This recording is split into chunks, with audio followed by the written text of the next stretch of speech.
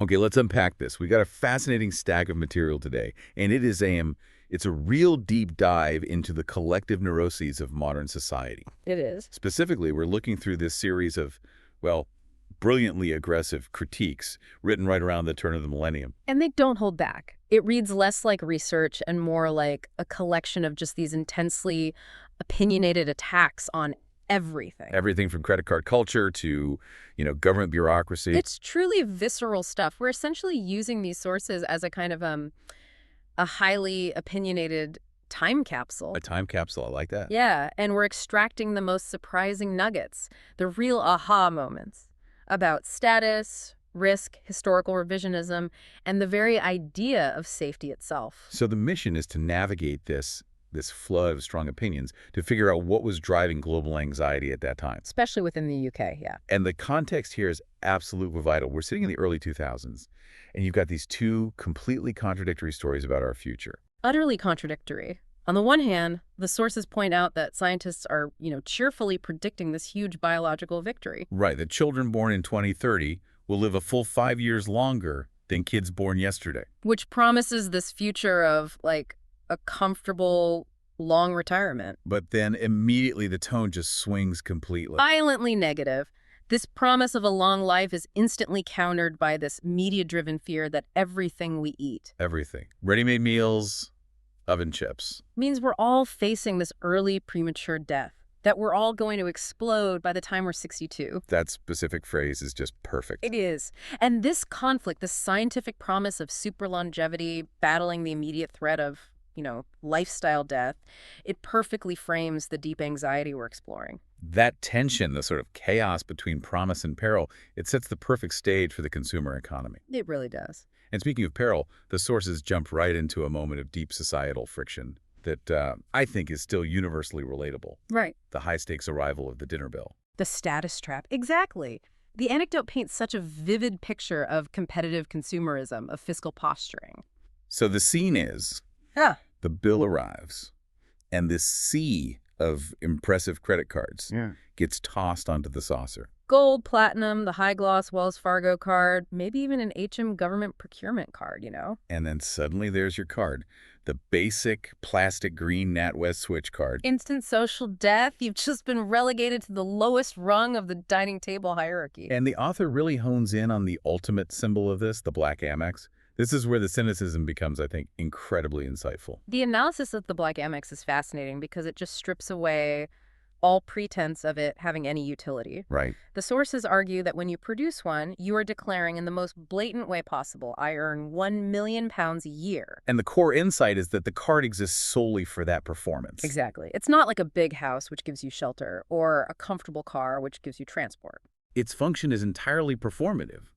It's designed to establish a pecking order in a social setting. And that leads directly to the question of deception. The source's author admits he lied about his own salary to get one of these high-status cards. Which is a huge admission. It is, and it forces you to think, if the critic himself is lying to get the card, how many of those sweating golfers whipping out the black Amex at dinner are also basing their status on, well, shared fiscal dishonesty? It suggests the whole thing, the entire edifice of performative wealth, is just a house of cards. It really does. The symbol of ultimate status is, in fact, an ultimate deception.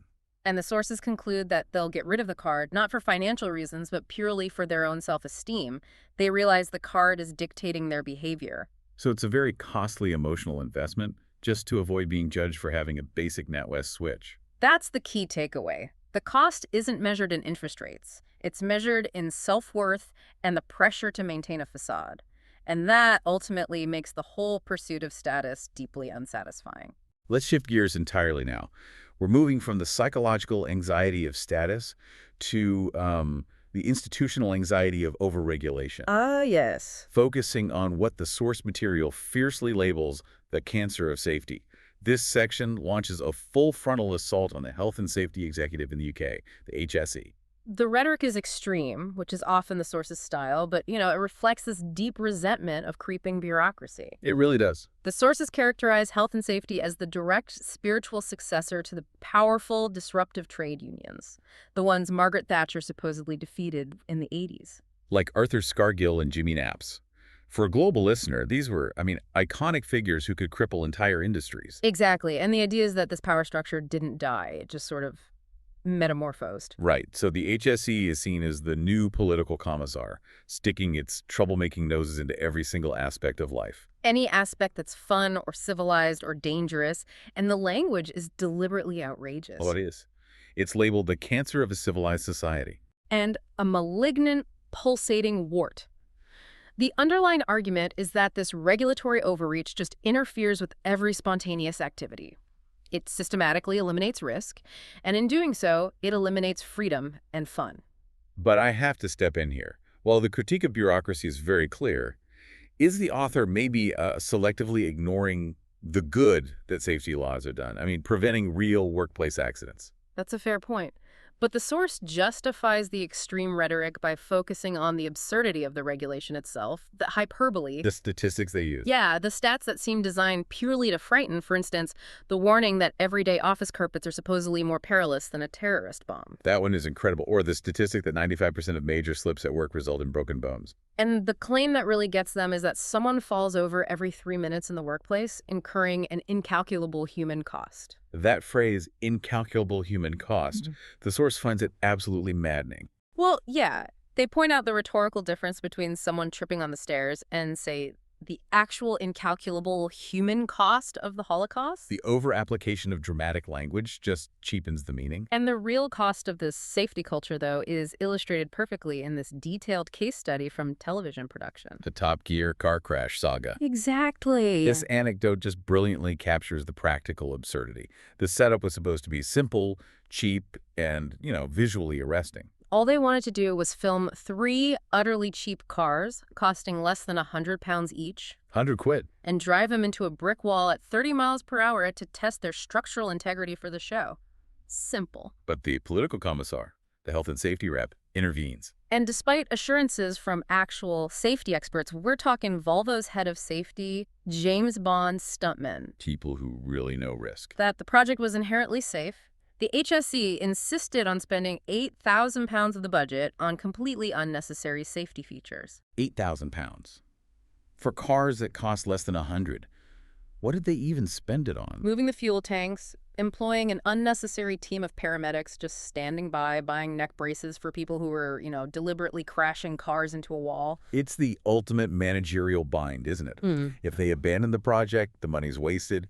If they go ahead, they waste another £8,000 on things the world's top safety pros say are redundant. And the implication is the most damning part for a show designed to be edgy. Right. The result was a segment where nobody was hurt, sure, but crucially it was a show that nobody wants to watch. It just neutered the entire purpose of testing risk, wasted the budget, and replaced genuine danger with performative safety. The author contrasts this with his experiences filming years before on a series called Extreme Machines. And this reflection really hammers home the loss of that adventurous, risk-accepting culture. We hear genuinely dangerous stories, giving the sound recordist a heart attack while abseiling off an oil tanker during a storm at the Cape of Good Hope. Or a cameraman falling off a 1,000-horsepower swamp buggy needing mud pulled from his lungs. And being wedged in a 2-seat Spitfire that ran out of fuel at 5,000 feet, gliding back to a silent airfield. These were situations of genuine peril, not manufactured workplace slips. And the source argues that they knew the risks and took them because, 1, it was an adrenaline rush, and 2, it produced exceptional, memorable television. Which the safety bureaucracy would just strictly prohibit now. That willingness to embrace a known, calculated risk is gone. And this expansion of regulation doesn't stop at TV production. It leaks into leisure. The sources talk about a proposed ban on alcohol on the high seas. An action that, at the time, only Finland had taken. And the motive is immediately questioned. The sources argue this isn't really about mitigating genuine danger, saving children's lives. No, it's about revenue generation. They call it the speed camera syndrome. Exactly. Since professional sailors, the Colonel Buffton Tuftons of the world, Which is a great stereotype. don't have vehicle licenses to lose, the only realistic punishment for sailing under the influence of, say, Harvey's Bristol Cream Sherry is a big fine. So it's just a tax mechanism dressed up as a safety policy. And the source reinforces this by citing history. Britain's 250,000 shipwrecks throughout history were caused by incompetence, bad weather, the French, or the Germans. Not by a slightly tipsy boater on a weekend cruise. So whether it's a car crash test or a private yacht, The theme is consistent.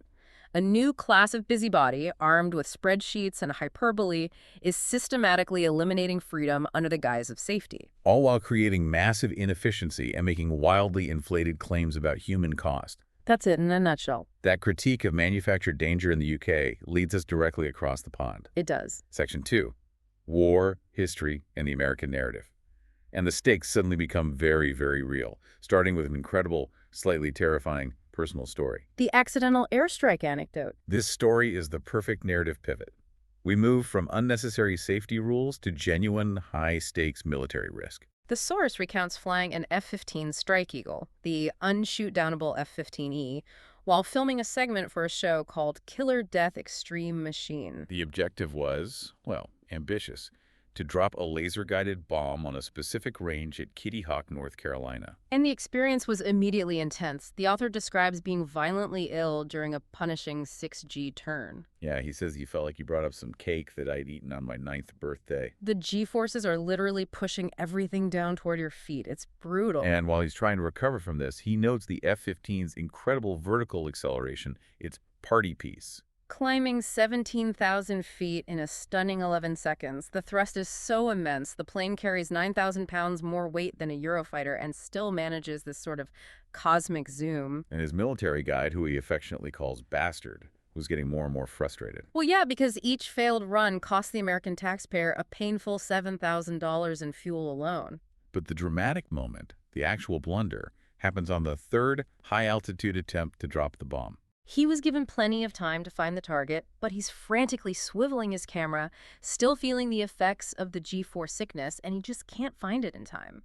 So he improvises. He chooses a high-stakes solution. He drops the bomb anyway, hoping to acquire the laser target before the munition hit the ground. And he failed. He failed. And the critical moment of, well, a high-tension lie, happens when the pilot feels the plane twitch as the bomb releases and asks, "You have the target." And his panicked response was just, yes. And just like that, a real laser-guided bomb was accidentally dropped somewhere over North Carolina, its final destination completely unknown. Wow. He suspects it might have just failed to acquire the target altogether and landed well outside the intended range. And this personal, accidental military blunder provides this darkly humorous context for his later thoughts on the American military's reputation for friendly fire incidents. Exactly. He contrasts his $7,000 mistake with more tragic accidents, like one accidentally dropped on Yorkshire. And this accidental proximity to real military power, it connects directly to the source's broader critique of the American narrative. Specifically how that narrative is shaped and often grossly distorted by Hollywood.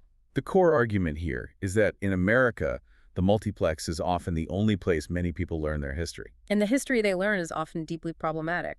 The source is open with the controversy around the Civil War film Cold Mountain. Right, it's set in North Carolina, but the director, Anthony Minghella, chose to film it in the Carpathian Mountains of Romania, Claiming North Carolina was too full of golf courses. which the source just rejects as absurd. North Carolina is a rugged, spectacular place. It was the backdrop for dark, epic films like Deliverance and The Last of the Mohicans. No one was worried about golf carts ruining the ambiance back then. But the deeper issue is historical revisionism, right? Driven by national ego. Absolutely. The sources cite examples where Hollywood actively rewrites history to center the American military. The fictional film Shaving Ryan's Privates, where the American Army wins the war despite the British messing up, is a perfect example. But the most famous, and for many infuriating example, is the complete fabrication in the film U-571. Oh, yes, where Matthew McConaughey's brave American sailors are shown stealing the Enigma code-breaking machine from a German U-boat. When in reality, that crucial feat, which shortened the war, was achieved by the British Royal Navy. This isn't just a minor cinematic liberty, it's an act of appropriation of a vital national historical achievement. And then there's the persistent mystery of the Vietnam War in Hollywood. According to the films, the Americans never lost a battle. Which leaves the audience wondering how on earth they lost the war. This tendency continues into the modern era with films like Black Hawk Down, where the audience often leaves thinking the U.S. mission in Somalia was purely humanitarian. Right, not an attempt to depose a warlord who was opposed to U.S. oil interests in the region. This manipulation of history through pop culture leads directly into the analysis of defense cuts back in Britain, led by the Defense Secretary Jeff Hoon. The sources observed that Hoon is dramatically trimming the armed forces budget, ostensibly to meet modern asymmetric threats. The observation is cynical, but, valid. Algerian youths don't have MiG-29, so why maintain a Cold War Air Force?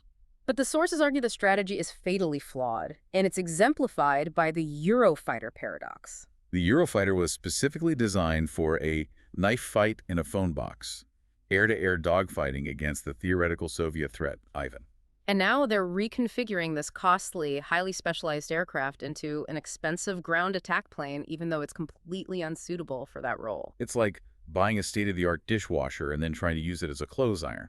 It just highlights this massive lack of strategic coherence. And they also cite the inexplicable dropping of the Jaguar from Britain's arsenal, despite having just invested enormous sums in expensive upgrades to its radar, weapons, and cockpit. This strategic incoherence and lack of independent capability, it leads to the infamous rhino analogy. Which really captures the ultimate anxiety of British defense policy. The source observes that Britain functions as a small bird riding around on the back of the rhinoceros that is America. So the UK, as the small bird, is dependent on the US military for protection. It gets to feast on the fleas in its hide, the smaller, necessary regional conflicts. While the American rhino sticks its big horn into any perceived major global threat. And the implication of this dependency is the core anxiety. What happens if the rhino, which they are utterly dependent on, stops being a responsible, predictable democracy? And elects a future president, the rhino with an IQ of 92. Britain would be compelled to just trudge along, potentially supporting highly dubious conflicts simply because they've forfeited the military independence to refuse. It's a powerful argument. The true cost of cuts isn't just measured in capability, but in foreign policy sovereignty. Moving from military hardware and geopolitical dependence, Section 3 dives into the British genius for innovation and its neglect. And it starts with the high-speed dream of the scramjet, the supposed future of air travel. NASA had just made this massive global media splash, breaking the plane speed record with an unmanned scramjet hitting Mach 7. Nearly 5,000 miles per hour. The media hype was immense. Pundits were instantly talking about flying from London to Sydney in 2 hours flat. But here's the inevitable cynical twist the sources point out. Of course, 2 years prior, a British scramjet developed by the defense research operation Kineq quietly achieved similar speeds over the Australian outback. With no fuss, and received almost no media attention. It's yet another example of British innovation being overshadowed by American fanfare and self-promotion. The sources take a moment to celebrate the history of Kineq, listing their past achievements, which were developed in surprisingly humble conditions. Unheated pre-war prefabs with nicotine yellow walls and damp concrete stairwells. I love that description. It's so vivid. And their legacy includes foundational technologies we rely on daily, like microwave radar, carbon fiber composites. Liquid crystal displays, LCDs. These are the true, unsung British boffins. They also developed highly specialized tech, like the millimetric scanning device used for airport security, the one that can see through clothes. And the incredibly creative fog harvesting sail, a piece of genuinely creative engineering based on the Stenocara sub-Saharan beetle, which naturally collects moisture from the air to drink. These examples just underscore the capability of the British team, who the source suggests would have completed the scramjet project no problems at all. And probably did it during a coffee break. But the discussion quickly pivots to the harsh reality. Why high-speed scramjet travel is fundamentally, logistically, and economically impractical for civilian use. Despite all the Mach 7 hype, this is the crucial missing knowledge for the listener. There are two massive, insurmountable barriers to commercial application. First, fuel weight. Right. Scramjets run on hydrogen, an incredibly light element. Yet the sources explain that the sheer volume of liquid hydrogen needed for a single 12,000-mile trip from London to Sydney would weigh more than the plane itself. You can't profitably fly cargo or passengers when the fuel is heavier than the payload. It just doesn't work. And the second barrier is the launch requirement. Scramjets only begin to operate when the plane is already moving at Mach 5. Which is 3,810 miles per hour. And the recent, highly publicized NASA test had to be dropped from a B-52 bomber at 40,000 feet, then rocket boosted up to 90,000 feet just to get to the required speed. And even then, the scramjet only had enough fuel for 11 seconds of minimal acceleration. An expert quoted in the source was adamant. Scramjets will never happen. Not in your lifetime. Never. And the sources suggest NASA has to promote the idea to whip up the imagination of Hank from Minnesota. Right. Because if there is no public excitement, No bucks, there's no Buck Rogers. The military funding disappears. The expense of the launch infrastructure alone makes it a non-starter for passenger travel. so the British team, understanding these limitations, never made a huge fanfare of their similar success. Because they knew the technology was really only viable for niche military applications, like cruise missiles, their focus had already shifted to the next, more viable phase. A plane that will cruise sustainably at Mach 5, called the Sustained Hypersonic Flight Experiment. Using the already proven ramjet from a Sea Dart missile? And this section ends with a rather strange, humorous plea directed at the Scottish people. Yeah, the Force describes them as the inventors who took over every trade union and ballsed them all up, and now they're making a pretty good fist of wrecking Westminster. Quite a statement. And the plea is for the Scottish inventors to stop their frivolous flirtations with politics and leisure-like skiing, or focusing on the political argument of getting their chairs back from Westminster. And instead, They should return to their sheds with their spanners and microscopes and focus their historical inventive genius on something truly ambitious. which is Inventing a spaceship capable of sustaining George Bush's stated but clearly unrealistic ambition to send a human to Mars. it's an unusual combination of geopolitical critique and technological fantasy. It really is. Moving on to Section 4, we delve deep into modern culture, status, language, and offense. We start with something that is only intensified since these sources were written. The apology obsession. In public life, apologies have become utterly ubiquitous, and the source traces this back to a specific political precedent, Tony Blair's apology after the Hutton inquiry. The source compares the whole thing to Clint Eastwood ordering gunmen to apologize to his mule in a fistful of dollars. Right, suggesting the concept of a forced public apology was immediately reduced to a political joke. The idea is that if the political baddies had apologized, the film would have ended instantly. But Blair's insistence that the BBC apologize to his ally, Alistair Campbell, the mule, it set off this global frenzy for public penance. But we saw it everywhere. Football players castigated not for losing a game, but for not issuing a sufficient apology for the loss. And the key concern is the cheapening of the word itself. The sources cite examples of utterly meaningless apologies. Like a man in Pakistan who sold nuclear secrets to Libya and North Korea, escaping prosecution just by begging forgiveness on TV. Or the standard practice of newspapers being forced by lawyers to print retractions in tiny, unreadable typeface on page 38. It fulfills the legal requirement but strips the apology of any moral weight. And what about the political non-apology? My favorite example cited is the maneuver used by John Kerry. The classic. Apologizing only if his remarks had been misunderstood. And the source's translation of this political doublespeak is perfect. I'm sorry that you're all too stupid to understand what I'm on about. That translation just reveals the insult beneath the statement of humility, which leads directly to the wisdom of G.K. Chesterton. Who the source quotes, "A stiff apology is a second insult."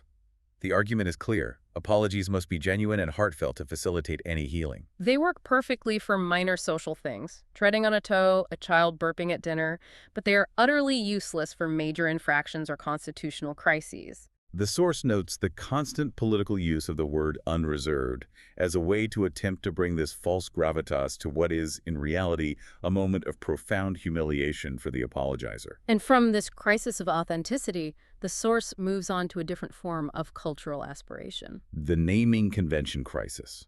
Historically, people chose names to reflect social aspiration. In the 19th century, people named their daughters Ruby or Opal. After desirable jewels. And in the 1950s Caribbean, there was a surge in names like Winston, reflecting an aspiration to greatness or leadership. The modern names, the sources argue, reflect a societal shift towards the ludicrous. The middle classes are choosing these affected upper-class handles like Araminta. While the working classes, perhaps predictably, name their children after pop stars or footballers' wives. But the real surge of interest comes from the American influence, where aspiration has become tied directly to goods and services. Which leads to names that are fundamentally brand names. Armani, Timberland, L'Oreal, Celica. A Toyota model. And one poor sod named Del Monte. The names signal a desire for status through consumption, not character. The source then lays out this truly absurd but entertaining destiny theory. The assertion that names fundamentally shape a child's future. For example, Victor Gawlett, a name of aristocratic certainty, went on to become the chairman of Aston Martin. Whereas Stan Arkwright, by contrast, is destined to be a plumber, lacking the required flair for corporate success. There's a wonderful detailed breakdown of one friend's dilemma. The father liked the name Jack Willman because it sounded like a rogue CIA agent. But the source points out that Jack Willman is also the exact sort of name you would find written down the side of a white van with ladders strapped to the roof. A very specific image. Ultimately, the friend chooses the name Noah, which the source asserts means the boy will almost certainly grow up to be gay. It is an outrageous, highly opinionated, and entirely unfounded view on how nomenclature dictates destiny. But it captures the immense pressure parents feel to give their children an aspirational leg up. And finally, in terms of language, we tackle the triumph of TXT-SPK. The argument for the practicality and superiority of text language over traditional spelling and grammar. And the argument is surprisingly well grounded in history. English language and spelling have always been fluid, always changing. Chaucer, for instance, wrote nostrils as nose-thurls. Even Shakespeare's name was spelled differently on the 5 occasions he's known to have written it down. And the letter J didn't even exist until the 15th century. So TXT-SPK is presented as the latest linguistic evolution, driven by the modern imperatives of speed and efficiency. In a life filled with rapid communication via BlackBerries, iPods, demanding work schedules, TXT-SPK is legible and fast. It enables communication without vowels, which, the source Riley notes, hasn't harmed the Welsh. The example provided is perfectly clear. Today, I want to CSTK my willed, who CSTPMDT as to F's prison my boats. It's completely understandable. And since it's quicker to type, the source argues it should be embraced as the new alphabet, allowing columnists to say more in their limited column inches. It's a linguistic efficiency argument dressed up as social commentary. A very provocative one. Time for Section 5, Celebrity, Status, and Confrontation. And we transition with a bang, literally, detailing a highly publicized physical altercation involving the source material's author. The Piers Morgan feud. This feud wasn't new. It had been simmering for a while. It started when the author refused a job writing for the Daily Mirror, stating he would rather write car stereo manuals. And the feud became public and personal on the last Concorde flight, where the author dumped a glass of water on Morgan's lap. So when they both showed up at the British Press Awards, there was a palpable playground mood, a definite expectation of conflict. And the author, seizing the moment, strode across the room and punched Morgan. Not just once, but targeting the face, the jaw, and the cheek. The irony of the outcome is what makes the story so famous. It is. The author managed to break one of his own fingers. It was bright blue, won't move, and looks like a burst sausage. While Morgan, after the third punch, merely leaned back and drawled, "Is that all you've got?" Morgan later claimed his 3-year-old son gave worse drubbings. The author credits Morgan's sheer durability for his own debilitating injury. And this strange durability leads to the hilarious and highly satirical proposal for the empty 4th plinth in Trafalgar Square. The plinth, which was currently slated for a statue of a disabled pregnant woman named Alison Lapper, or possibly the Flying Scotsman train, needed something resilient. Piers Morgan is deemed the ideal candidate.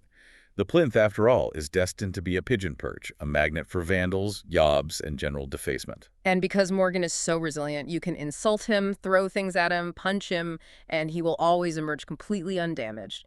A statue of him would be the perfect immortalization on that vandal-prone national monument. From physical confrontation, we move to the search for the ultimate life experience, the before you die lists that proliferate in glossy magazines. The author notes he has already prematurely completed the typical list.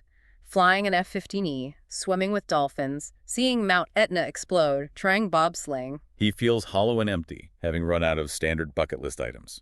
This existential void leads to a critique of a new list compiled by eminent scientists and boffins like James Dyson, designed specifically to make science cool and accessible. The suggestions, however, are often difficult, revolting, or impossible, according to the source. You have to love the scientific suggestions. To extract one's own DNA, you simply gargle salt water, spit it into washing up liquid, and then dribble ice-cold gin down the side of the glass. And the spindly white clumps that form at the bottom are genuinely the essence of you. It's simultaneously scientific and disgusting. But the truly impossible suggestion, which reveals the scientists missed the philosophical point of the list entirely, is turning oneself into a priceless jewel. A company in Chicago exposes cremated human remains to immense heat and pressure for 18 weeks, turning them into a 1-carat diamond. And the author points out the obvious fundamental flaw in this suggestion. This is supposed to be a list of things to do before you die. You cannot participate in your own transformation into a jewel if you must first be cremated. It perfectly highlights the disconnect between abstract scientific coolness and real-world applicability. So if the conventional list is done and the scientific list is flawed, what is the ultimate thrill for the middle-aged, wealthy demographic facing nothing but a steady spiral into incontinence and phlegm? The source points to Richard Branson's Virgin Galactic spaceflight, priced at £100,000 per ticket. This is viewed as the ultimate death option. Quick, exciting, and highly newsworthy. Instead of dying slowly and humiliatingly on a golf course with a paramedic's tongue down your throat, being blasted to the heavens by tons of rocket fuel is guaranteed to get your demise on the global news. It provides excitement to millions while guaranteeing a quick, clean end. It's the final status move, converting wealth into a spectacular departure. Section 6 focuses on money and commerce, modern work, and shopping. We start with a serious challenge to the official narrative of Britain's economic success in the early 2000s. Which was often entirely credited to the Chancellor at the time, Gordon Brown. The sources dismiss the idea that Brown's canny, cunning, dour, Presbyterian, wily, Scottish hand on the tiller is responsible for the era's low unemployment and high house prices. Instead, the real cause is attributed to a massive fundamental societal change in eating and working habits. The key shift is the abandonment of the long, leisurely, often alcohol-fueled canteen lunch that dominated corporate life. People shifted to merely grabbing lunch quickly from a grab-and-go shop, often eating at their desks. This massive cultural change meant people worked longer, skipped drinking during the day, and massively increased their output. This cultural change is the true economic engine, termed presenteeism over absenteeism. The entire British workforce is now described as living to work, not working to live.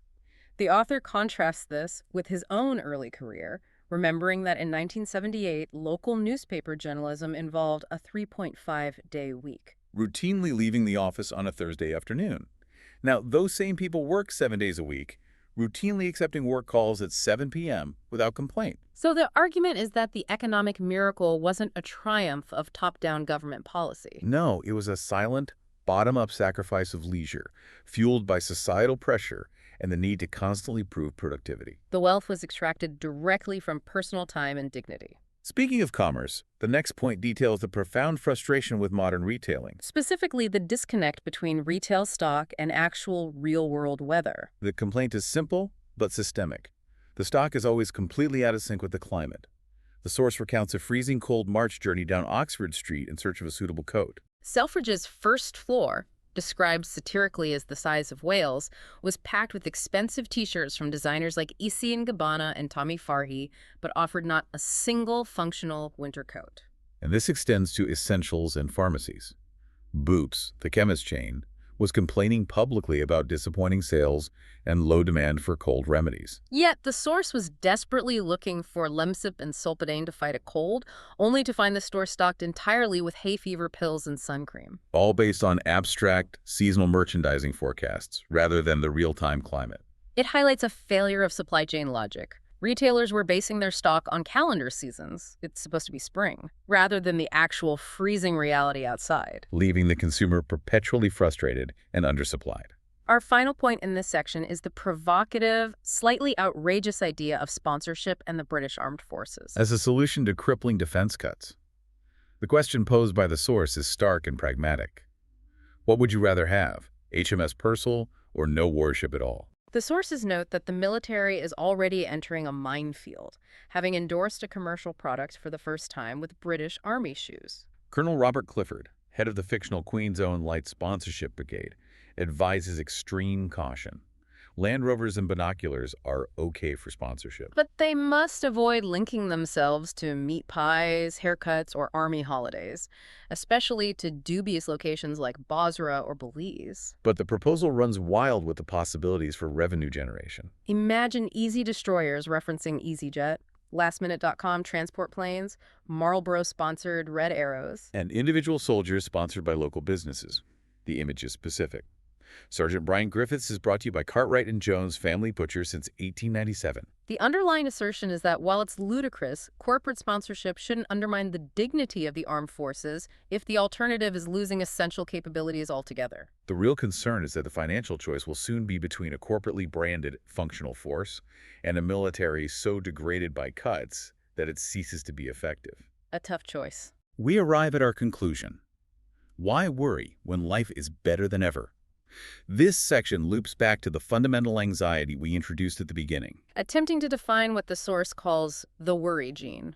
The author suggests that older generations suffer from this worry gene, leading them to believe that life was universally better in the past. Romantically fixed around the nostalgia of, say, 1976. This is dismissed outright as selective memory, ignoring the brutal realities of history. The sources argue forcefully that life at this precise second is better and more comfortable than at any time in the whole of human history. And they contrast the modern anxiety of fretting over, say, Oprah Winfrey's love life with the actual existential threat of being hunted and eaten by a saber-toothed tiger in the past. The historical comparisons vividly highlight the harsh realities that nostalgia conveniently forgets. Barbers acting as dentists, pulling teeth out without anesthetic, genuine starvation when unemployed, and shockingly high infant mortality rates. People didn't fret about school tests or the length of their daughter's skirt because, historically, that daughter likely would have succumbed to something unspeakable at the age of 4. Today's entire industry of stress counselors, the source argues, reinforces the illusion that the 21st century is impossibly complicated. But by constantly encouraging people to fret about micro-issues, stress counselors, space station debris, farmed salmon contaminants, bloating global warming, Society is left completely desensitized and unprepared for truly catastrophic events. such as, the source suggests, Saudi Arabia genuinely going pop. Unlike the micro-anxieties currently consuming public discourse, Saudi instability would have genuine, immediate, massive global consequences for the oil supply, economic stability, and geopolitical balance.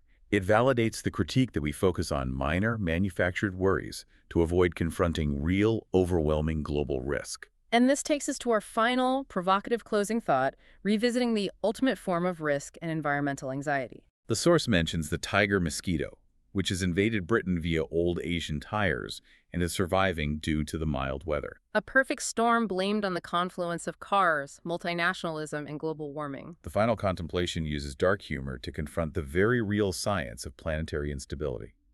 The source mentions the scientific theory that if the Earth tilts on its axis, The oceans will wash over all land, killing every living thing instantly, except those at the top of Everest or deep in a mine. the implication is that we might be forced to repopulate the entire world with the few survivors. Which the source suggests would be Arthur Scargill and Chris Bonington, the old Union leader and the famous mountaineer. A concept deemed as ugly as it is unlikely.